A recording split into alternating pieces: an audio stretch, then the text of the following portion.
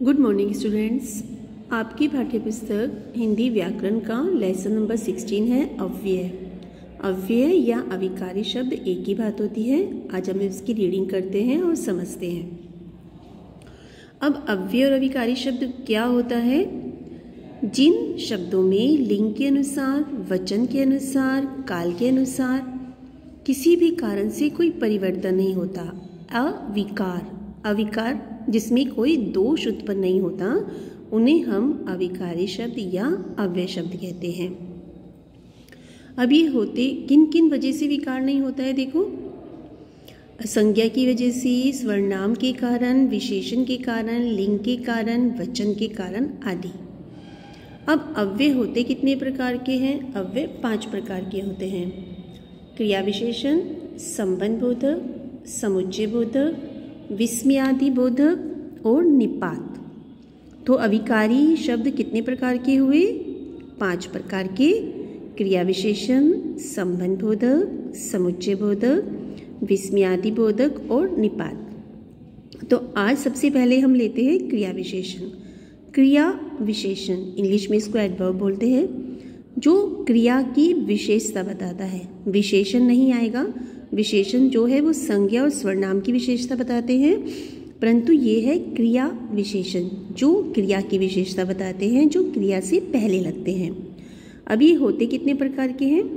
रीतिवाचक क्रिया विशेषण, स्थानवाचक, कालवाचक, परिमाणवाचक।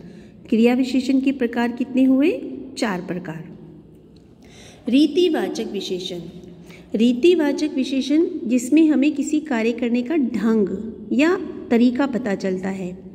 जिन क्रिया विशेषणों शब्दों में क्रिया की विधि या रीति का पता चलता है, उसे हम कहते हैं रीतिवाचक विशेषण।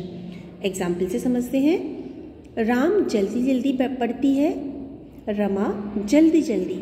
जल्दी जल्दी जो वर्ड है वो पढ़ने का तरीका है, पढ़ने का ढंग है, तो इसलिए यहाँ पर क्रिया विशेषण। रीतिवाचक, कछुआ धीरे धीरे चलता है, धीरे धीरे उसके चलने का ढंग है, इसलिए यहाँ पर चलता है से पहले धीरे धीरे आया है, तो धीरे धीरे क्रिया विशेषण। और क्रिया विशेषण में भी कौन सा प्रकार?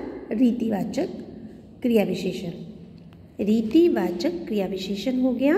अब सेकंड है कालवाचक। नाम से ही पता चल रहा है, कालवाचक क्रिया विशेषण जिन शब्दों में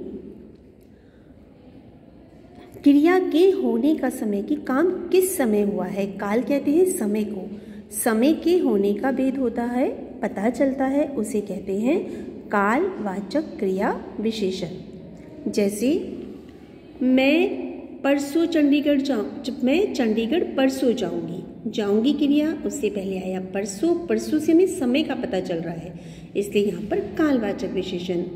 इसी प्रकार मनीष प्रतिदिन पढ़ता है, प्रतिदिन समय का पता चल रहा है, इसलिए यहाँ पर कालवाचक क्रिया विशेषण है। तो आज हम कालवाचक क्रिया विशेषण के 2 ही प्रकार पढ़ते हैं। आपको इसके एग्जाम्पल के पढ़ेंगे तो बहुत सरलता से समझ आ जाएगा। अविकारी शब्दों की परिभाषा कितने प्रकार के होते हैं, यह आप अपनी नोटबुक में लिखेंगे, समझेंगे और रीडिंग करेंगे। नेक्स्ट वीडियो में आगे के पाठ के साथ मिलते हैं। Good bye and take care.